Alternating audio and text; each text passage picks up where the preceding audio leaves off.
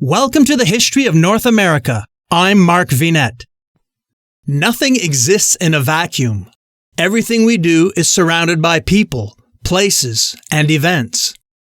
To fully understand something, you need to identify the things that surround it, the context. For historical topics, it helps to gather the information about the period that created, influenced, or formed the backdrop. That is, the historical context. In writing, historical context includes the social, economic, cultural, and political influences that shape a historian's primary sources. Historical context is the setting in which something takes place and helps you understand your topic fully. This setting, in which a historical event, idea, or object occurs, gives your topic meaning. Characteristics like social norms help you understand why a topic is important. Think of your topic as the center of a circle. Your topic is surrounded by everything happening around it and is therefore at the center of all of this context. Historical context includes a bunch of things that might have influenced your topic. Identifying these characteristics is important to decide what matters to your subject matter. Historical context shows you how your topic fits into each of these things. Characteristics that may influence your topic include when it took place, the date, where it took place, the location, major events that took place at the same time as your subject matter, religious conditions of the era, cultural traditions and beliefs of people in the same location, social norms and economic structure of the time and place in which it happened, and political landscape during the time it happened. Historical context is thus important for writing about how your topic fits into a historical epoch. It shows you the big picture. Think of your topic as one puzzle piece. Historical context provides other puzzle pieces needed to complete the picture. Without these pieces, you cannot see the entire image. When you can see the whole picture, you can better understand and appreciate the past.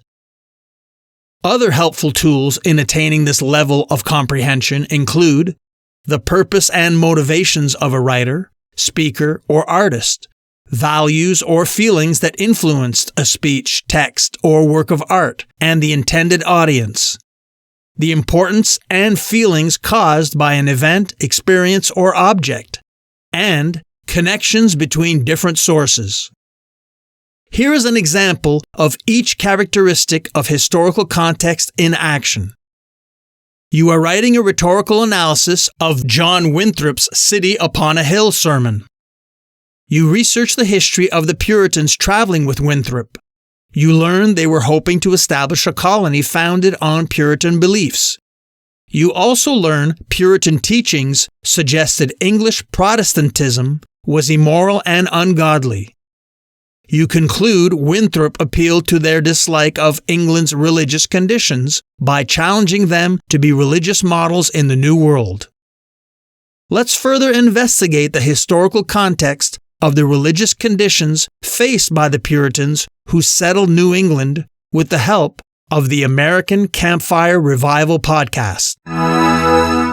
It's a story of so many coming over here to the New World from England. These were Puritans. These were people who saw that the church was becoming corrupt. The family of faith needed to be purified. And so they came over in droves, and they were coming to follow what they had seen was working with the Pilgrims. And there was one man named John Winthrop who had incredible strength of character, strength of faith. He was the kind of man that had the stuff that George Washington was made of, the kind of stuff that Adams was made of, that Madison was made of. He was a person who inspired such confidence in people, and he was a wholehearted, sold-out member of the family of faith. And I want you to listen to what he said regarding why he and so many came over to the New World in the early days. He said that they came over in covenant with God. He said, "Thus stands the cause between God and us. We are entered into covenant with him for this work." You see, there was no question in early America, that the roots of America are spiritual. They are Christian. They go deep down into the Bible, and there was a covenant relationship. This wasn't just a legal arrangement that they had with England or that they had with other colonies in America. This was a covenant relationship, till death do us part kind of relationship. It doesn't focus on our rights. It focuses on our unlimited responsibility to one another.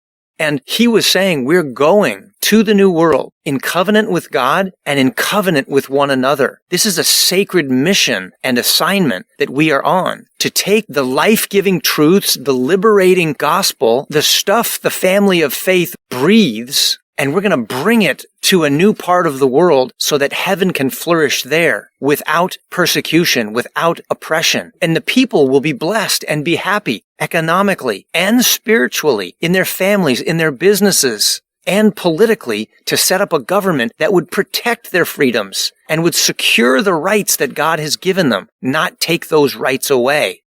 And then he goes on to say this, and this is the really cool part and the famous part of his speech. He said, he prayed that God will make us a praise and a glory, that men shall say of succeeding plantations, oh, that the Lord would make it like that of New England. He wanted God to so bless them that people who saw them go over to the New World would say, oh, we wish that God will make it for us when we go there the way he's made it for them in New England, because they did it the right way and God blessed them. And he said, we will be like a city on a hill, and all the eyes of the world will be upon us. That's where that famous phrase came from, that America is a city upon a hill. It comes from John Winthrop, one of these early Englishmen that came over. And he said, all the eyes of the people are upon us, so that if we deal falsely with our God in this work that we have undertaken, and so cause him to withdraw his present help from us, we shall be made a story and a laughingstock throughout the world. He's saying that the eyes of the whole world are upon us. Not only that, the eyes of God are upon us. And if we deal falsely in this work that we are about to enter into, and if God removes his hand of protection and ceases to help us in this effort, we will become the laughingstock of the world.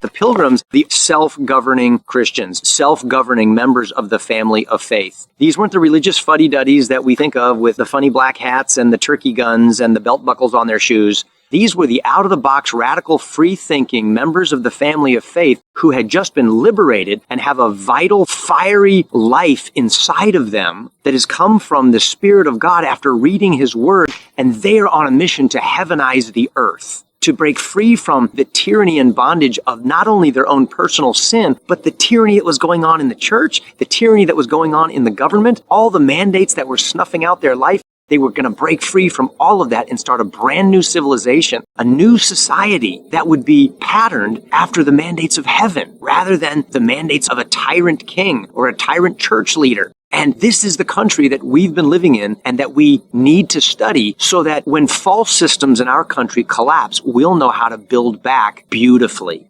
In this work that we Americans began 400 years ago, the original contract, the sacred agreement made with God and our Pilgrim ancestors.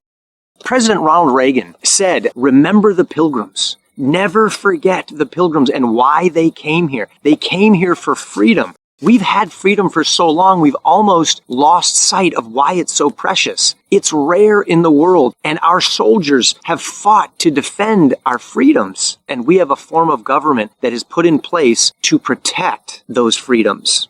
The Pilgrims understood what it was like to suffer without freedom. They were under the mandates of a big, powerful church that was controlling them. They were also under the big, powerful tyranny of a king, of a government that had mandates that were controlling them and every aspect of their life, their family, their church, their school, any type of business. It was terrible, horrible.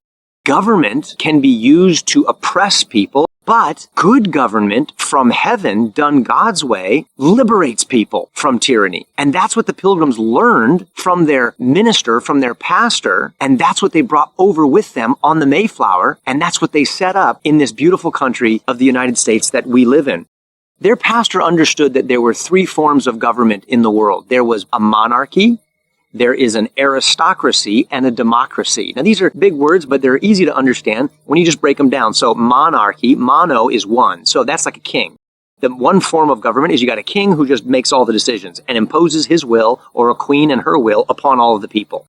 The other form of government is an aristocracy. That's a few people, a small group of rulers, and they make the decisions. So you don't have a king necessarily, but a group of people that function corporately as a king or a queen, and they make the decisions for all the people. And then the final form of government is a democracy, and that is where we, the people, govern ourselves. And their pastor said that upon studying the Bible, there is a place for all three forms of government in God's world, in his church and in civil government. And that's what the Pilgrims understood. That's a great gift that they gave to us. And they pulled all of this out of the scriptures in the context of big bullying church and tyrannical, oppressive governments.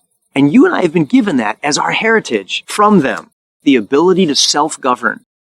While the Pilgrims were giving thanks for a lot of things, like God keeping them alive that first winter, and moving from community lands and communal living and socialism to free market, and each person owning their own land and being able to work under their own vine and fig tree and enjoy the fruits of their labor, and those liberating truths that our forefathers and foremothers understood and upon which they built this great nation. I'm Mark Vinette, and I hope you're enjoying the ride.